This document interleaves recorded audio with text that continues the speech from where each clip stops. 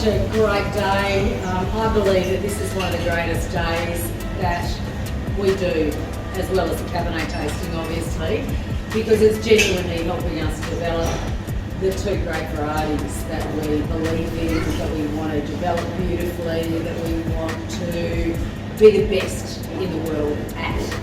So, if it wasn't for all of you guys putting your samples in, writing the text sheets, and thanks for filling in the correct text sheet. Sorry you sent out the red one first. But the white one definitely has more information, and it's very useful information. But if you want to see the previous years, it's incredible to look at the development that's happened with Chardonnay over the last few years. I think, Glenn, you guys know that all of the technical details from these tastings are available to all of you. There is no reveal of what winery is what. It's just a page of technical data. But that data is available and useful to any one of you should you want to know what's going on in the region. If you need to do a talk somewhere, you want to know more about what's happening in Chardonnay. I think Glenn borrowed them a couple of years ago to look at how the development of Chardonnay was going. He was doing a talk in the Yarra Valley about Chardonnay. It was incredible what we discovered from this. I think when we first started doing the Chardonnay tasting in 2015, it was something like 40% of the people in the region were doing wild fermentation. Through the journey of this tasting, it's more than 80% of people doing wild fermentation now, because it just tasted better, and it's your decision. It's not anyone else's decision. You're not trying to do what everyone else is doing. What you're trying to look at in this room is what looks good to you. There's still uniqueness and individuality that you get to choose how you want to make your Chardonnay based on what someone else did that you haven't tried yet, that you might want to have a go at, and it works for you. Or it doesn't. You go and choose something else. Know your fruit. It's a beautiful discovery, and I think this is one of the most important tastings that we all need to do every year. We didn't get to do last year though, did we? 2020 Chardonnays are a mystery to all of us, apart from your own cellar. So these are the times that we're living in. Hopefully all your Chardonnays from 2020 turned out beautifully. I think we're all going to talk positively about 2020. The journey though with this tasting also is to get a broad perspective view on what the vintage was like, so that you don't have half the region turning around and saying that vintage was shit, and the other half of the region saying it was one of the best vintages I've ever seen.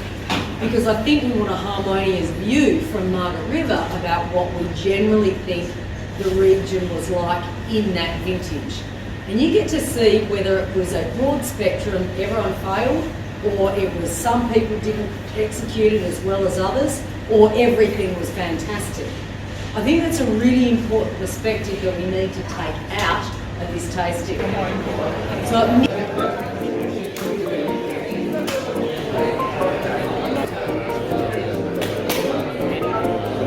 Good morning. How are you, mate? Good.